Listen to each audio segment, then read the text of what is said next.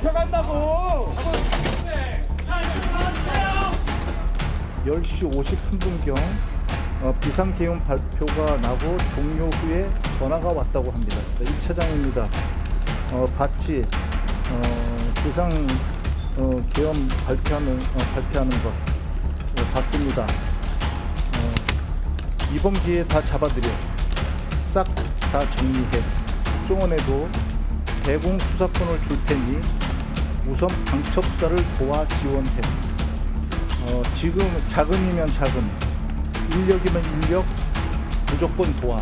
그래서 알겠다고 답변을 했다고 합니다. 이재명 대표님 있었고 야당 원내대표 있었고 대통령께서 비화폰으로 제게 직접 전화를 하셨습니다. 의결 정족수가 아직 안 채워진 것 같다.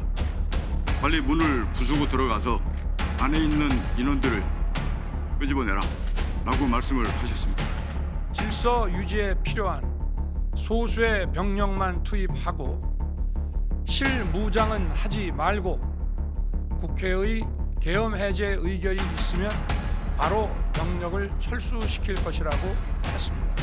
공간에 복귀할 가능성이 있는 국회의장을 체포하라는 명령이 있었는지, 또 2차 계엄의 의도가 있었던 것은 아닌지. 대통령이 체포 채자도 얘기한 적도 없을 뿐만 아니라 체포하면 어디다가 데려놓겠다는 것입니까? 그런 점을 좀 앞뒤를 좀 생각을 해달라는 것입니다. 자, 윤석열 대통령의 탄핵 심판 절차가 본격적으로 시작됐습니다. 계엄 사태가 불거진 뒤에 처음으로 어제는 김용현 전 국방부 장관이 재판에 넘겨지기도 했는데요. 대통령 탄핵 심판 그리고 수사 상황 두 분 모시고 자세히 짚어보도록 하겠습니다. 자, 이번에는 강전의 국민의힘 법률자문위원 장윤미 전 더불어민주당 법률위 부위원장과 함께합니다. 어서 오십시오. 안녕하세요. 네, 말씀드린 것처럼 김용현 전 국방부 장관이 어제 기소가 돼서 이제 재판에 넘겨졌습니다. 이번 사태로 이제 처음 재판에 넘겨지게 된 건데 특이한 점은 공소장을 보면 공소장 내용에 거의 대통령 공소장이냐, 대통령 수사 상황이냐라고 할 수 있을 만큼 대통령의 여러 행적들, 지시 정황들 이런 것들이 아주 세세하게 적혀 있었거든요. 특별한 건 총을 쏴서라도 들어가라, 문을 부숴서라도 들어가라, 2번, 3번이고 계엄을 할 수 있다. 이런 얘기들이 김용현 전 국방부 장관의 공소장에 나왔는데 대통령이 그동안 설명했던 것과는 조금 다른 것 같기도 하고 맞습니다. 어떻게 보셨습니까? 일단은 김용현 전 국방부 장관의 공소장이 시작부터가 대통령이라는 시작으로 예. 나오죠. 그 결과적으로는 지금 내란죄 혐의로서 직권남용 권리 행사도 물론 포함이 되어 있습니다만 기소를 하는 과정에 있어서 결과적으로 김용현 전 장관 같은 경우는 중요 임무 종사자고 내란의 우두머리는 대통령이다라는 것에 대해서 검찰이 조금 더 명징하게 이 공소장에 쓴 것으로 그렇게 보여집니다. 그리고 그 안에는 대통령뿐만이 아니라 조지우 경찰청장이라든지 관련된 사람들에 대한 내용들도 다 들어가 있거든요. 근데 이것이 언론의 주목을 받고 있는 것은 대통령에 대한 내용들도 있지만 사실상 관계되어 있는 사람들 중에서 첫 번째로 기소된 사례이기 때문에 이 공소장을 보면은 검찰이 어디까지 수사를 진행을 한 것인가를 알 수 있기 때문입니다. 그런데 우리 국민들께서 다 알고 계시지만 대통령께서는 아직까지 한 번도 이제 조사에 응하지 않고 서류도 이제 송달이 지금 되고 있지 않은 상황이지 않습니까? 그렇다면 이 공소장의 내용 중에서 대통령이 무엇라고 이야기했다라는 것은 결과적으로 검찰이 조사한 사람들, 사령관이라든지 이런 사람들의 진술만을 토대로 한 것이죠. 대통령은 거기에 대해 긍정을 하거나 부인을 하거나 지금 그런 것이 수사기관에선 전혀 없었기 때문입니다. 지금 대통령 측에서는 특히 조금 아까 영상도 보셨습니다만 석동현 변호사가 선임계를 낸 것은 아니지만 입장을 정리를 하면서 체포의 채자도 끊은 적이 없다라고 이야기를 하고 있어요. 대통령도 대국민 담화에 있어서 질서 유지를 위해서 최소한의 병력을 넣었을 뿐이다라고 이야기하고 있고 체포라든지 특히 어제 나온 사살이라든지 이런 것에 대해서는 전혀 관련이 없다라고 이야기를 하고 있습니다. 그렇다면 이 부분은 결과적으로 대통령에 대한 수사에 있어서 밝혀져야 될 문제들이거든요. 근데 아직까지 대통령 측에서는 탄핵 심판이 수사는 먼저고 수사는 그 이후다라는 입장을 견지하고 있는 것으로 보이는데 그렇다면 대통령에 대한 수사가 어떻게 진행이 될지는 수사기관이 결정할 것이지만 김용현 전 장관도 아마도 대통령과 좀 비슷한 결로 이야기를 하고 있는 것으로 보여요. 며칠 전에 김용현 전 장관의 그 변호인들도 기자회견을 하지 않았습니까? 그 내용이 대통령의 대국민 담화 굉장히 닿아 있는 듯한 느낌이 있었거든요. 그렇다면 이게 재판에 가서는 아마도 이러한 진술을 했던 사령관들에 대해서 뭐 증인 신청을 한다든지 적극적으로 대응하는 모습이 있을 것이고 거기에서 대응하는 모습이 결과적으로는 추후에 아마도 기소가 될 대통령에게도 영향이 있을 것으로 그렇게 보입니다. 예, 뭐 지금 나온 얘기들은 말씀하신 것처럼 검찰이 이제 수사 상황이었다라고 이제 주장을 하는 거고 아직 윤석열 대통령 측의 입장은 나오지 않고 있거든요. 그런데도 불구하고 검찰이 저런 식으로 많은 이제 윤석열 대통령과 관련한 정황들을 얘기하고 어떻게 이유를 뭐라고 봐야 됩니까? 일단 이게 혹시 뭐 피의 사실 공표 아니냐 뭐 이렇게 이야기하실 수도 김용현 있는데 전 국방부 장관은 명예훼손이다 이렇게 고소하겠다라는 얘기까지 했는데 그런데 피의 사실 공표는 전제가 기소 전까지가 전제고요. 예. 기소 후에는 공소장이 뭐 국회를 통해서든 여러 경로로 알려지기도 했고 이거는 기본적으로 대한민국의 시스템과 민주주의를 훼손한 범죄 혐의를 받고 있는 부분입니다. 예. 국민들의 알 권리가 매우 높다라고 볼 수밖에 없는 그런 사안인 거고요. 지금 양립할 수 없는 주장이 있죠. 대통령의 명시적인 주장은 나오지 않았지만 사실 김용현 전 장관의 공소장에 담겨 있는 내용과는 상반된 주장을 하고 있는 것으로 보입니다. 이를테면 그 당시에 현장에서 지휘를 했던 수방사령관한테는 왜 못 끌어내냐, 4명이 1명씩 들고 나오면 되는 거 아니냐라고 하면서 총이라도 쓰고 뭐 문을 도끼로라도 이걸 뚫고 들어가라라고 여러 지휘관들이 이건 이야기한 겁니다. 공소장에 담겨 있다는 건 최소한 공소 유지를 위해서 검찰이 본인들은 확신을 갖고 그 내용을 넣어놨다라는 거예요. 예. 이 사실관계가 탄핵이 되면 공소 유지가 안 되는 것이거든요. 그렇다면 이게 완전히 가공의 날조의 그런 허황된 진술로 법원에서 평가를 받을 것인가. 그럴 가능성은 현재로서도 매우 낮습니다. 예. 이 지휘관들이요. 본인들도 처벌을 감내하면서까지 이런 이야기를 사실상 자백하고 있는 거예요. 계엄의 동조자가 됐다는 건 굉장히 엄하게 처벌을 받으니까요. 그러니까 뭐 지어내거나 뭐 이럴 수 있는 그럴 상황은 사안은 아니다. 아닙니다. 더더군다나 이 가공된 사실이라고 한다면 그 주어가 대통령입니다. 예. 대통령이 시키지도 않은 일을 이렇게 이야기한다. 한 명이라면 또 모르겠습니다. 예. 이게 여러 명, 수명입니다. 그렇다면 법원에서 이 부분 윤석열 대통령의 체포의 치읓도 이야기하지 않았다? 이런 거는 대단히 불리한 오히려 예. 변론 전략으로 그러면 대통령 측이 거짓말을 하고 있다라고 보시는 건가요? 저는 개인적으로 그렇게 생각하고 있고 예. 지금도 국민들께 정확한 진실을 말씀드리지 않는 게 그게 역사에 죄를 짓는 거라고 생각합니다. 네. 어제 검찰의 그 김용현 전 장관 공소 내용에서 새로 드러난 것 중에 가장 충격적인 게 이제 총을 쏴서라도 네. 국회의원들을 체포해라 이런 얘기가 좀 있었고 그리고 사실 계엄에 대한 대통령의 논의는 지난해 3월부터 시작이 되고 네. 11월에 좀 더 구체화됐다라는 얘기도 굉장히 좀 충격적이에요. 그러니까 오랜 기간 동안 준비해 왔다라는 것도 굉장히 좀 충격적이었던 부분이고 또 마지막으로는 이 2번, 3번 계엄을 또 할 수도 있다. 그러니까 이게 한 번에 그치는 게 아니라 국회가 이제 계엄 해제를 결의를 했지만 또 2번, 3번 또 계엄을 선언할 수 있다. 이 내용들이 일반 국민이 들었을 때 굉장히 좀 충격적으로 와닿았어요. 맞습니다. 어떤 부분이 가장 좀 범죄 구성 요건이라든지 내란죄 구성 요건에서 가장 영향을 미칠 거라고 보세요? 일단은 뭐 총을 사용해서라도라는 부분이 굉장히 클 것으로 보입니다. 총을 쓰는 왜냐하면 부분. 대통령 측에서는 비상계엄이라는 것이 통치행위이기 때문에 사법심사의 대상이 되지 않는다라는 이야기도 하고 있거든요. 예. 그런데 이게 비상계엄이 통치행위라고 하더라도 국헌문란의 목적이 있는 경우에는 사법부의 판단을 할 수 있다는 예. 것이 대법원의 그 판례로서 확립이 되어 있습니다. 그렇다면 이 국헌문란의 목적에 대해서 어떻게 볼 것인가?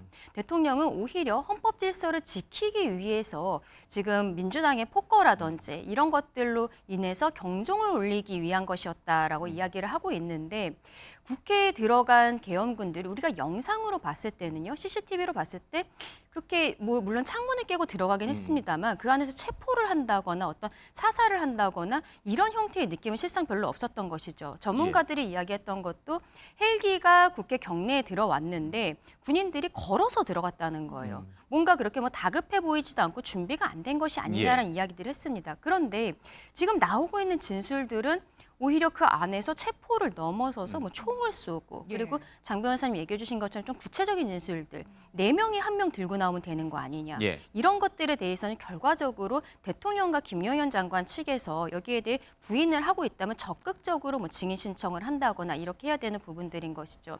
진술이 너무 엇갈리고 있고 사령관들은 대통령으로부터 직접 전화를 받았는데 비화폰을 통해서 전화를 받았다고 예. 이야기를 하고 있습니다. 비화폰은 녹음이 되지 않죠. 통화를 했다라고 하는 것은 뭐 서로 간에 뭐 동의할 수 있는 부분이겠습니다만 그 내용에 있어서 실상 기록이 남아있지 않고 그렇다면 정황이라는 거 사령관들이 대통령의 전화를 받고 나서 그 이후에 부하들에게 무엇이라고 지시를 예. 했는지 이런 부분들에 대해서 조금 더 수사가 이루어져야 되지 않나 싶은데요. 결과적으로 김용현 전 장관의 어제 공소장 내용이 김용현 전 장관에게도 그렇고 아직 수사가 시작되지 않은 예. 대통령에게도 굉장히 좀 불리해 보이는 것은 사실입니다. 대통령 측에서는 아니 실탄도 안 가져갔는데 무슨 네. 총을 쏘느냐 이제 이런 얘기를 해요. 근데 이제 대통령은 정말 특전사 대원들이 계엄군들이 실탄을 가져가서 총을 쏴서라도 끄집어내라라고 이제 아마 지시를 내렸는데 실제로 야전 지휘관들이라든지 실제로 계엄군들 현장에 들어갔던 현장 지휘관들이 야 실탄은 가져가지 마. 그래서 대통령의 그 지시가 제대로 실행이 안 된 것인지 이 부분은 조금 밝혀줘야겠죠. 그렇죠. 그런데 실탄을 경내에 들어갈 때는 가지고 가지 예. 않았지만 일단은 준비는 해갔다라는 헬기에다 보도, 두고, 예, 예. 그런 것들은 이야기가 지금 나오고 있지 않습니까? 그렇다면 어떤 플랜 D라는 것이 있었던 것이 아닌가? 이것도 사실 우리 국민들 입장에서도 좀 의문을 가질 수 있는 부분들이거든요. 결과적으로는 이건 너무 큰 일이어서 뭐 저희 개인적인 예. 말씀을 드리는 것도 적절하지 않다라고 보지만 수사 상황에 있어서 대통령과 김용현 전 장관이 조금 더 증빙해내야 될 부분들이 늘어난 것으로 그렇게 보입니다. 그리고 그동안 민주당에서 줄기차게 당일날 12월 3일 당일날 4일날 새벽에 2차 계엄이 있을 수 있다 이런 얘기를 해왔지만 사실 국회 나왔던 사령관들 쭉 진술을 들어보면은 2차 계엄을 준비하지는 않았다라고 이제 진술을 했는데 어제 검찰의 공소장 내용에는 대통령이 2번, 3번 다 할 수 있다. 계엄 또 할 수 있다. 이렇게 얘기했다는 내용이 공소장에 들어가 있거든요. 이거는 기존의 민주당 쪽 주장이 조금 더 설득력을 얻게 되는 건가요? 왜냐하면 지금 이제 정확하게 증거로 퍼즐을 맞춰 나가야 되는 건데요. 민주당 측에서 이제 주장이 나왔던 데는 이제 여러 제보들이 있었는데 그게 하나씩 좀 수면 위로 올라오는 것 같습니다. 이를테면 국회의장 공간에도 계엄이 해제된 이후에 군인들이 갔단 말입니다. 그렇다면 공간으로 복귀하는 국회의장을 어떻게 인신을 확보하려는 거 아닌가? 이런 합리적인 의구심이 드는 부분이 있고 그건 이제 국방부에서는 예, 아니다. 아니라고 했는데 보호하려고 간 거다. 맞습니다. 오히려 그렇게 얘기를 하고. 그런데 이제 그런 요청을 한 것이 없다라는 게 또 국회의장 측의 설명이기도 했고요. 그리고 지금 대통령의 육성을 직접 들었다는 지휘관들의 어떤 진술이 나오는 겁니다. 계엄 해제가 됐는데도 계속 종용에 있었다는 취지인 거예요. 그러면서 아니 지금 계엄이 해제돼도 내가 계엄권자로서 발령할 수 있는 권한자로서 제2, 제3 하면 되니까 일단 당장 국회를 마비시키라는 취지였다라는 겁니다. 이 부분은 최소 병력만 국회에 투입하려고 했다. 아니요. 지금 5천 명이 뭐 선관위까지 합쳐서 있지만 그 검찰 공소장에는 예. 파견이 됐다라는 겁니다. 중간 선관위에는 또 어떻겠습니까?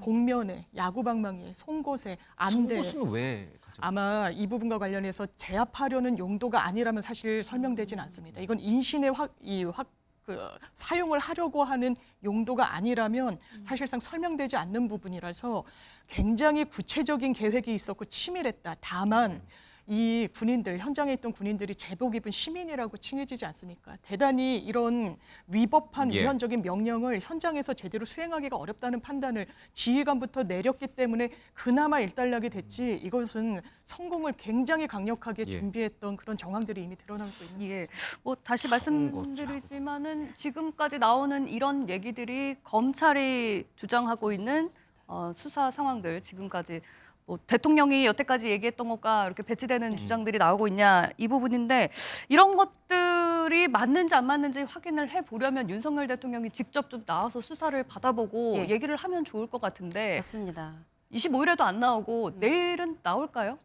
내일도 이제 소환을 했지만 예. 지금으로서는 대통령 측에서 탄핵 심판이 먼저다라고 이제 명확히 밝힌 상황에서 예. 수사 상황에 있어서는 아마도 출석은 안 할 것으로 보이고 다만 이제 탄핵 심판 과정에서 이제 변호인단이 꾸려졌다라는 것을 언론에 알리지 않았습니까? 그렇다면 변호인단 측에서 아마도 이제 공수처 쪽에 협조를 하는 형태로 어떠한 지금 탄핵 심판을 먼저 진행할 수 있게 해달라라는 형태로 의견서 같은 것을 제출할 수는 있을 것으로 보입니다. 그런데 예. 거기에 대해서 수사기관이 뭐 변호인의 의견에 반드시 따라야 한다거나 예. 그런 것은 아니거든요. 예. 그 저는 법조인으로서 지금 조금 아쉬운 부분은 대통령도 수사에 응하지 않고 있고 그리고 김용현 전 장관의 경우에도 실질적으로 구속되기 전까지는 수사에 굉장히 적극적으로 진술을 하고 있다가 구속 이후에는 진술 거부권을 쓰고 있다라고 알려지고 있습니다.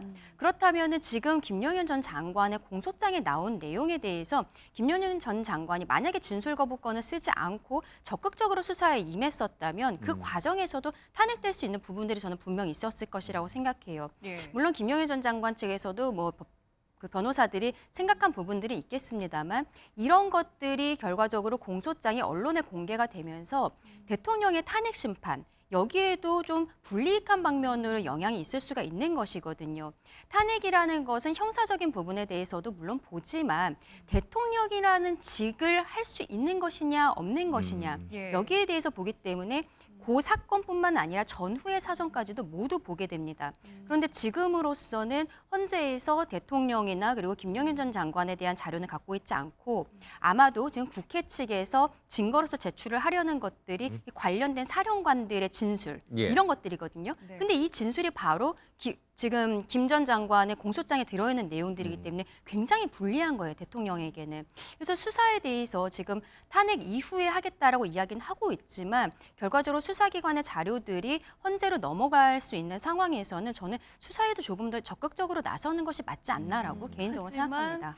어쨌든 탄핵 심판이 먼저이기 때문에 당장 3차 소환 내일은 나오지 않을 거다. 내일은 아마도 변호인 측에서 그 수사기관과 조율을 좀 하는 과정이 있지 않을까라고 생각을 합니다. 예, 그럼- 보통의 경우에는 어때? 보통의 일반인들은 이렇게 3차 소환까지 수사기관이 소환장 보내고 기다려 주나요? 아니면 여차하면 바로 체포해 버리나요? 체포합니다. 일반인들은? 예, 2차 일반인들은. 소환 때 불응을 하면 또 바로 많이 체포영장 체포하고요. 청구할 수도 있을 거다라는 관측이 있었습니다만 한 번 더 이제 소환 통보를 한 두세 했어요. 차례 정도니까요. 그리고 예. 뭐 인신이 도망을 간다거나 하면 바로 지명수배 내리고 예. 합니다. 근데 윤 대통령은 뭐 도망갈 갈 수는 염려는 없겠죠. 예. 없으니까 그러니까 3차 소환까지 기다려주고 아니면은 이제 변호인단과 수사기관이 협조를 해서 날짜를 다시 잡는 것까지는 기다려주는 게 맞는 건가요? 아니면 일반인에 비해서 과도한 특혜를 주는 거기 때문에 즉각 3차 소환에 응하지 않으면 즉각 체포하는 게 일반인과의 형평성에 맞는 건가요? 저는 이미 늦었다는 생각이 들고요. 왜냐하면 이 부분은 수사가 적시에 이루어져야 되는 이유는 증거인멸의 우려가 상당히 높기 때문입니다. 윤석열 대통령 같은 경우는 계엄 해제가 된 이후에도 특전사령관한테 전화를 비아폰으로 했다라는 의혹이 있죠. 이거는 증거인멸 내지는 말을 맞추기 위한 의도가 아닌 걸로 상상하기가 어려운 부분이 있습니다. 그리고 계속 불응하고 있죠. 이걸 박근혜 전 대통령 때도 비슷한 양상이 펼쳐졌었습니다. 예. 탄핵 심판 결정문에 어떻게 됐느냐. 왜냐하면 무더기로 막 증인을 부르고 이 부분이 이 탄핵 그 주택의 심리를 하는 헌법재판소에서 기록이 형사 기록에 가면 이 관련자들 증인으로 안 부르면은 이건 증거 채택을 하면 안 된다. 예. 이런 논리를 폈을 때 이 부분이 결정문에 담겼는데 굉장히 공권력에 순응하지 않고 불응하는 부분은 이런 헌법 수호의 의지가 상당히 낮다라고 보여지기 때문에 탄핵의 사유의 하나로 거론이 됩니다. 지금 그런 법리적으로는 불리한 길을 가고 있는 부분이 있는 거죠. 예. 이것은 정치적인 의도가 있다고밖에 보여지지 않는 겁니다.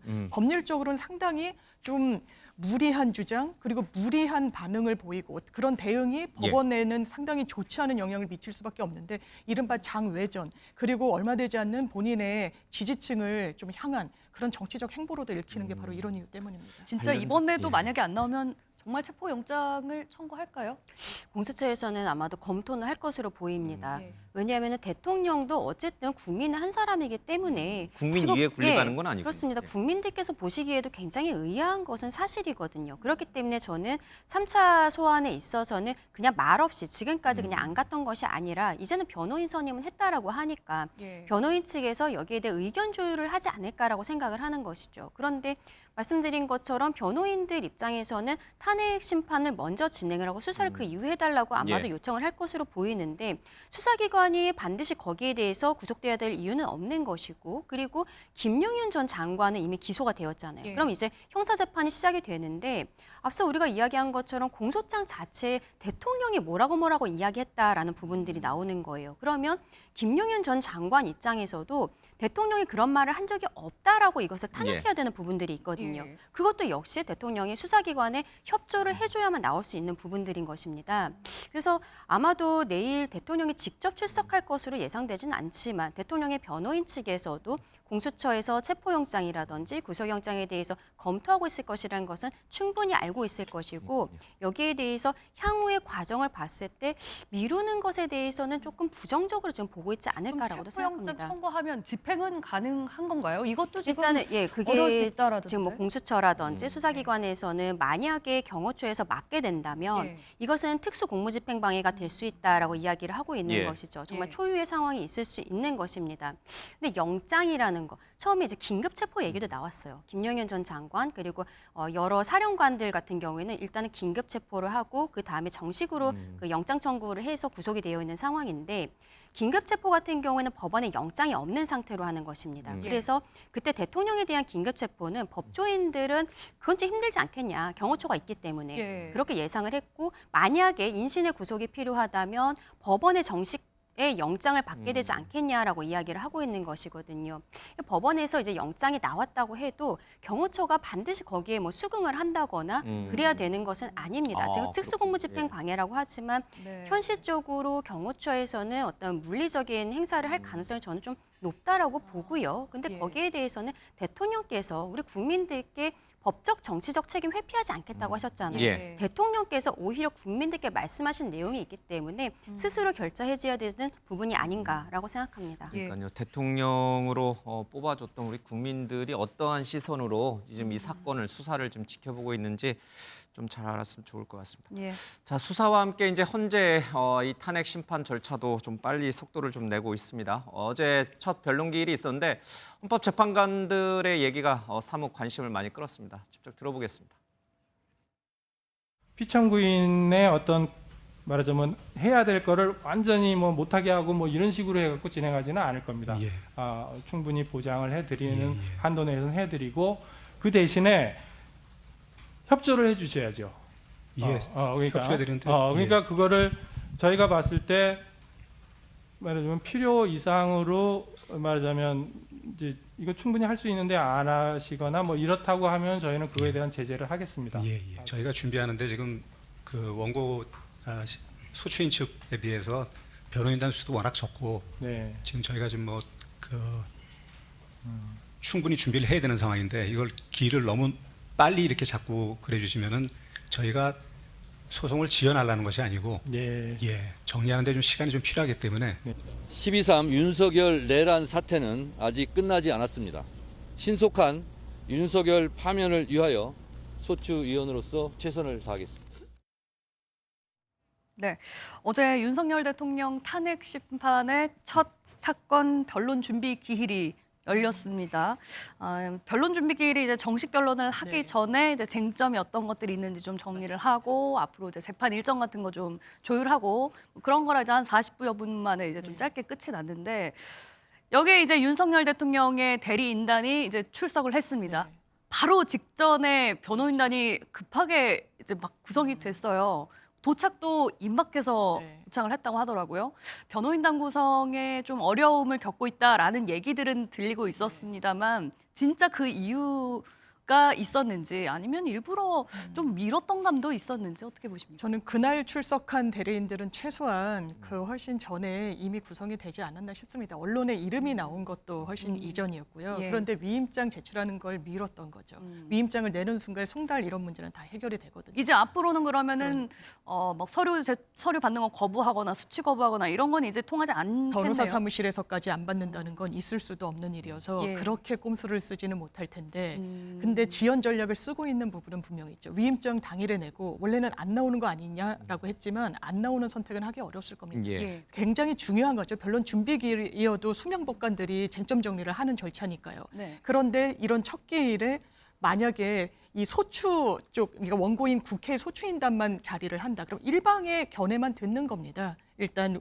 재판관들이. 그거는 용납할 수가 없는 거죠. 사실 예. 윤석열 대통령 측 입장으로는. 그러니까 기습적으로 위임장을 내고 그날 오늘 당일 위임장이 제출이 됐으니까 우리가 준비 시간이 부족했습니다. 그런데 오늘 정영식 재판관, 주심 재판관이고 수명법관인데 예. 그런 거 용납하지 않겠다고 한 겁니다. 그리고 송달 방식에 대해서도 국민의힘 측에서는 이의 제기를 하십니다만 예. 달성 송달이란 방식으로 적법 요건을 갖췄다는 것도 6명의 헌법재판관 전원이 인정을 한 사실입니다. 더 이상 시간을 끌고 이 부분을 사실상 연기 작전으로 가는 거는 재판관들이 허용하지 않겠다는 의사를 이미 분명히 밝혔다고 생각합니다. 어째 이제 그 송달 절차를 좀 이제 이의 제기를 했고 이제 대통령 측 대리인단이 송달 절차가 제대로 지켜지지 않았다 그런 얘기를 했고 그리고 현재 지금 장관들 탄핵 사건들이 굉장히 많이 와 있잖아요, 네. 그렇죠? 대통령 탄핵 사건 이제 맨 뒤에 지금 도착을 한 건데 왜 먼저 하느냐 이제 그런 이의 제기도 있었고 그런데 가장 조금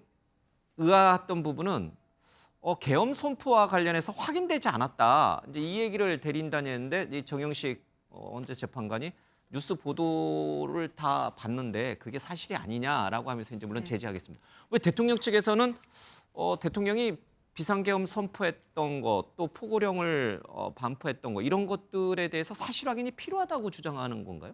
그러니까 지금 그게 이해가 아마도 안 돼요. 변호인 측에서는 준비가 덜 되었다라는 이야기를 하기 위해서 저런 형태의 이야기를 한 것이 아닌가라고 예. 보는데요.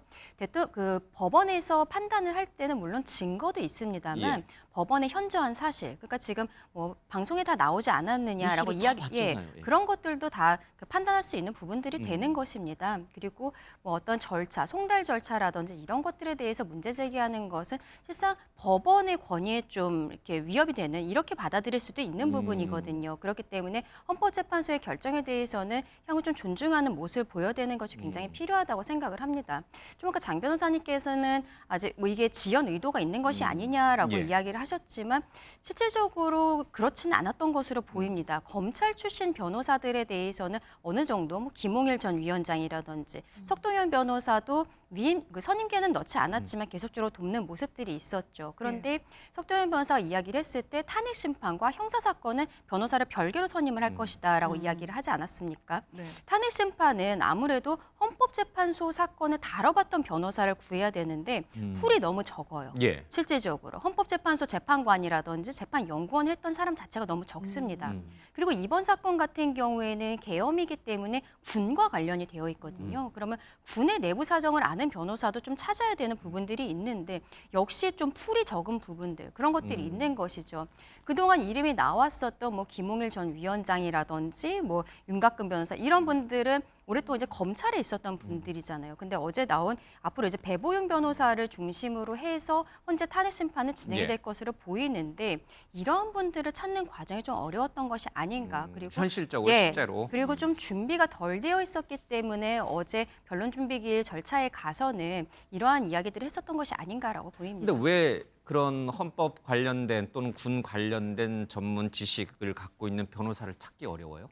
말씀드린 것처럼 일단은 헌법재판소에서 근무한 인력 자체가 그렇게 많지가 않고요. 일반 법원이나 뭐 그 검사 출신들이 아니라 헌법재판소에서 근무했던 분들은 적기 때문에 그렇고 또 그 적은 분들 중에서 이 사건을 맡겠다라고 선뜻 나서시는 분들이 저는 더 적었을 것이라고 개인적으로 생각을 그러니까 합니다. 그 부분이 궁금해요. 지금 재판 그 과정에 있어서는 대통령은 아니라고 이야기를 하고 있습니다만 어쨌든 수사 상황은 여러 가지로 언론에 보도가 되고 있는 것이고 특히 어제 공소장 지금 전 국방부 장관에 대한 공소장 내용을 봤을 때는 조금 예단 같은 것이 생길 수 있는 것도 분명히 있거든요. 힘든 재판이 됐다. 그래서 제가 앞서 말씀드린 것처럼 대통령이 수사에 협조하지 않은 것, 김용현 전 장관이 수사 과정에 있어서 진술거부권을 행사했던 것이 이렇게 공소장에서 본인들은 지금 부인하고 있음에도 불구하고 공소장에 드러나고 그리고 이 공소장이 언론에 보도가 되면서 대통령 입장에서는 변호사들도 당사자의 얘기도 듣지만 언론에도 다 보지 않겠습니까? 그걸 봤을 때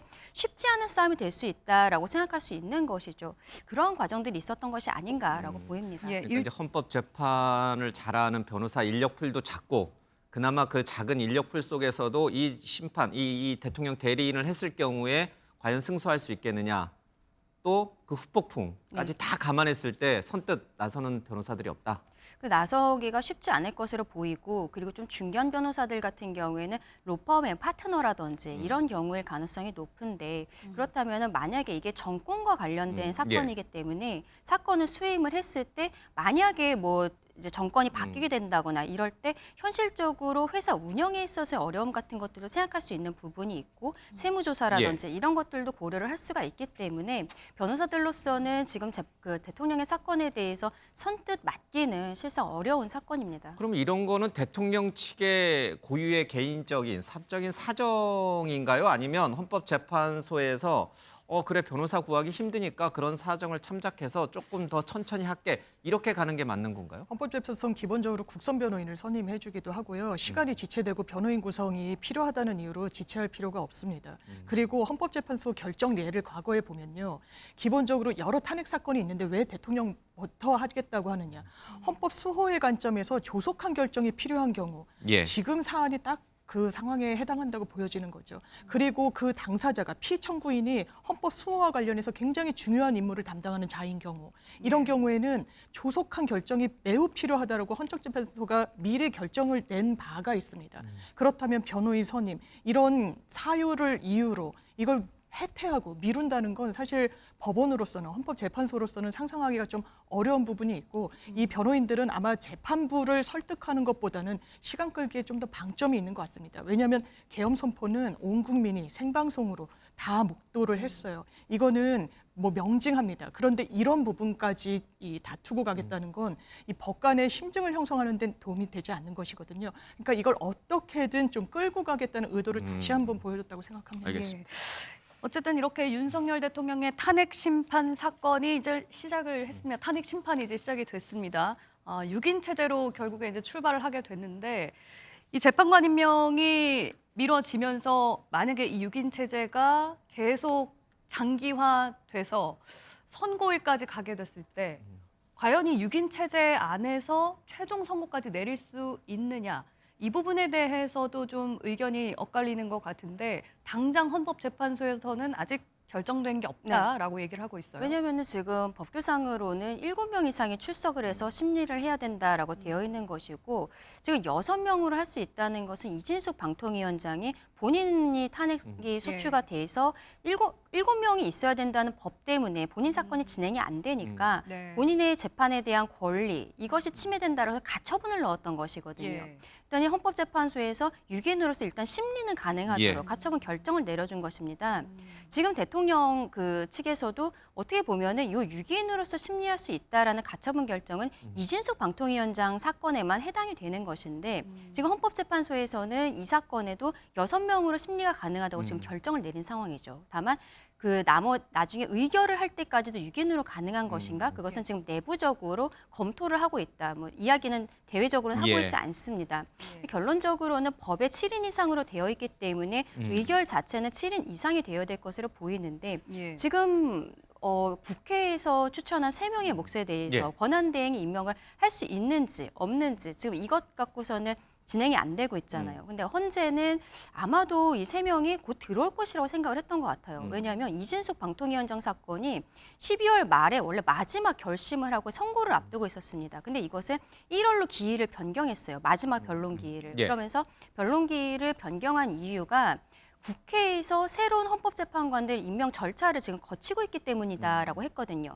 이런 형태로 지금 권한대행 임명을 할 수 있는지 없는지 이러한 문제가 있을 것이라고 헌재에서 판단을 못했던 것으로 보이는데 결과적으로 7인 이상이 뭐 돼야 되겠지만 대통령의 탄핵이라는 것은 어떤 완전체로서 모두가 다 같이 심리를 하는 것이 헌법적으로도 맞는 것이 아니냐라는 이야기들이 있고 그게 국민들께서도 저는 좀 동의하고 계시는 부분이라고 생각합니다. 알겠습니다. 이 시간이 없어서 짧게 그냥 단도직입적으로 여쭤보겠습니다. 최상목 권한대행의 권한대행은 헌법재판관 3명을 임명할 수 있습니까? 없습니까? 그게 개인적인 의견입니다. 임명할 수 있고요. 그게 헌법학계의 중론입니다. 왜냐하면 대통령의 권한대행은 현상 유지는 할 수 있고요. 이건 국회 추천 몫이기 때문에 당연히 할 수 있고 이미 6명 불완전하다고 윤석열 대통령 측에서 이야기하는 거 아닙니까? 이거 불복할 밑자락을 까는 겁니다. 3명을 왜 그렇다면 계엄에 반대했다면 국민의힘이 이걸 반대한다는 건 논리적으로 성립하지 않는 거고 정말 역사적으로 국민들께 죄를 짓는 거라고 생각합니다. 강 변호사님. 지금 이 부분에 있어서는 법조계에서도 완전히 같은 의견을 가지고 있는 것은 아니에요. 예. 그렇기 때문에 어떻게 보면 국민의힘과 지금 민주당이 과거 박근혜 전 대통령 때와 서로 다른 이야기들을 하고 있는 것도 분명히 있는 거거든요. 저는 한덕수 권한대행이 이야기한 것처럼 여야가 협의를 하는 과정이 분명히 필요하다고 생각합니다. 그런데 민주당이 협의해달라는 한덕수 권한대행의 제안에 대해서 협의를 시도도 하지 않고 이것은 바로 거절이다라고 하면서 탄핵소추로 들어간 것에 대해서 굉장히 좀 유감스럽다라고 말씀드리고 그러면 싶습니다. 이제 권한대행이 하는 것보다는 여야 합의가 낫다. 네, 맞습니다. 예. 이게 참 좁혀지지가 않네요. 이게 어떻게 될지 다음 주도 전국이 굉장히 혼란스러울 것 같다는 좀 우려가 좀 커지는 것 같습니다. 네, 뉴스와이드 여기서 마치겠습니다. 시청해주신 여러분 고맙습니다. 네.